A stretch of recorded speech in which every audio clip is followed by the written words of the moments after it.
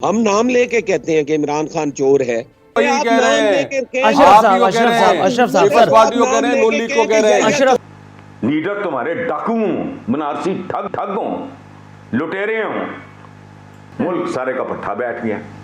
तो छोड़ें आप रोटी कपड़ा मकान और नया साल, हमारा कोई साल नया नहीं है और इनके लाभ भी दूर तक नया होता दिखाई भी नहीं दे रहा। अच्छा, चोर ये खुद है, डाकू ये खुद है, लुटेरे ये खुद है, बैंक बेचने वाले ये खुद है, कश्मीर बेचने वाले ये खुद है।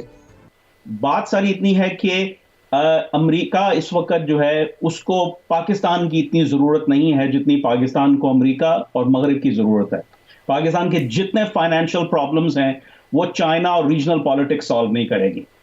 लेकिन जब आपकी मईशत ऑन एवरेज 3 सालों में 1.8% से ग्रो करे और आबादी 2% से ज्यादा ग्रो कर रही हो, तो बाय डेफिनेशन हमारी फीकस आमदनी जो है वो रियल टर्म में वो तो कम हो गई है, नेगेटिव हो गई है वो।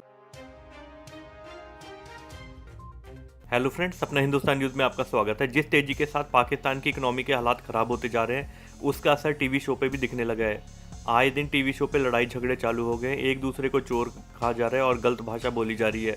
अब तो हालत ये है कि एक दूसरे की कोई बात सुनने के लिए भी तैयार नहीं। इमरान खान पे सारी विपक्षी पार्टी टूट गई और कह रहे हैं इसने इतने बड़े बड़े वादे किए, तो दूसरों को चोर कहा था और बोला था 3 साल में पाकिस्तान की किस्मत बदल के रख दूंगा, मगर ऐसा कुछ होता दिखाई नहीं दे रहा। अब तो खुद ही इतनी बार IMF की चौखट पे जाके नाक रगड़ चुके हैं और अब समझ में नहीं आ रहा आगे से पैसा कहाँ से आएगा। और पाकिस्तान अब ये सोचने पे भी मजबूर है क्या हमें सारा कुछ चाइना के ऊपर छोड़ देना चाहिए और अमेरिका को अपना दुश्मन बना लेना चाहिए। अगर ऐसा करेंगे तो आगे जाके कहीं हमें दिक्कत ना हो जाए। और हम ही वो लोग थे जिन्होंने तालिबान के लिए तालियां बजाई थी और कहा था ये हमारी जीत है अफगानिस्तान के अंदर। अब इसका खामियाजा भी पाकिस्तान को भुगतना पड़ रहा है। जिस तेजी के साथ इकनॉमी नीचे जा रही है और उसका कोई रास्ता भी नज़र नहीं आ रहा किस तरीके से इसे संभाला जाए। और आइए फ्रेंड्स, इस वीडियो को देखते हैं। वज़ीर-ए-आज़म पाकिस्तान की अगर हम बात करें तो वो एक मसीहा जिसे हमने बड़ी उम्मीदों, अरमानों, आरजुओं के साथ चुना था, उनका वही एक बेसुरा राग है कि अवाम ने घबराना नहीं है। हालांकि डॉलर जो है वो काबू से बाहर है, बिजली पेट्रोल की कीमतें आपके बस में नहीं है। हर मरतबा IMF की एक नई फहरिस्त थमा दी जाती है और हर मरतबा जी सर या सलाम साहब कह करके वज़ीर-ए-आज़म पाकिस्तान और उनके अनमोल रतन आवाम पर नए सिरे से ताज़ियाने बरसाने लगते हैं। लेकिन उसके बावजूद भी आवाम के लिए नसीहत वज़ीर-ए-आज़म पाकिस्तान हैंडसम दी ग्रेट की यही है कि आपने घबराना नहीं है, ताकि मैं आपकी कमर ही तोड़ डालूँ। लेकिन 500 साल तक हम याद तो करेंगे कि एक हैंडसम आया था, एक सादिक और अमीन आया था, एक नाम निहाद वाली रियासत मदीना आया था जिसने सब कुछ किया, लेकिन उसके बावजूद भी कसर नफसी का आलम यही था कि कहता रहा कि अवाम ने घबराना नहीं है। चोर ये खुद है, डाकू ये खुद है, लुटेरे ये खुद है, बैंक बेचने वाले ये खुद है, कश्मीर बेचने वाले ये खुद है।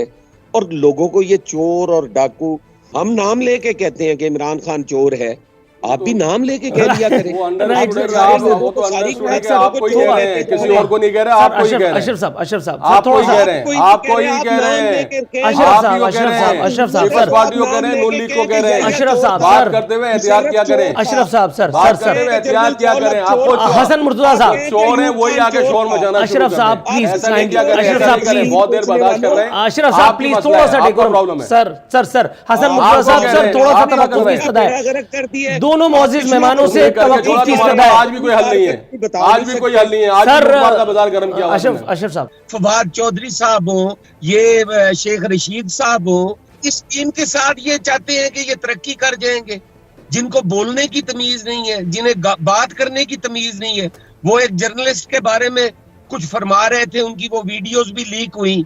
क्या ये इस रवैये के बलबूते पे समझ रहे हैं कि हम तरक्की कर जाएंगे और मुल्क जो है वो आसमानों से बातें करेगा?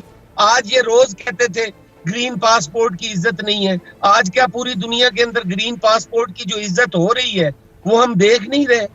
बिल्कुल इन्होंने कुरैशी साहब को निकाल दे, ये गुस्सा कर जाते हैं।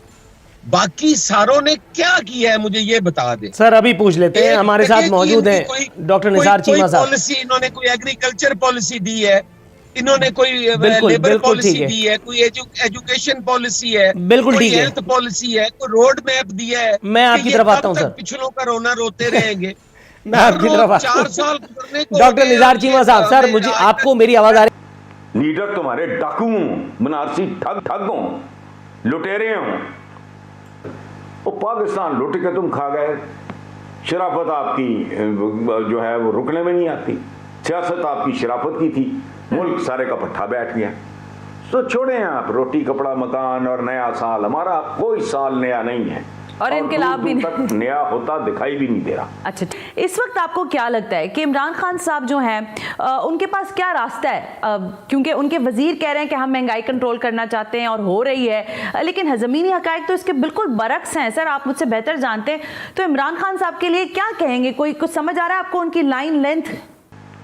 पाकिस्तान जब बना तो बड़ी तबाही आई थी, उसकी तफसील मैं नहीं जाता, घरों के घर उजड़ गए, पता नहीं क्या क्या कुछ हुआ। छोड़ो, पाकिस्तान ने किसी का 1 रुपया नहीं देना था, की करके कांटों को इस्तेमाल करते थे, कॉमन पेंस नहीं थी, कुछ भी नहीं था, खासा अरसा करेंसी भी नहीं थी, देना कुछ नहीं था। बाद में यही जो खबीसों के टोले आते रहे ना, इन्होंने देखो, इन्होंने मिलजुल के इसको यहां तक पहुंचाया। इसको रिवर्स करना वो खाला जी का बाड़ा है, इन सबको पता है हकायक क्या है, और ये सब पैनिक भी इसलिए कर रहे हैं, ये याद रखना।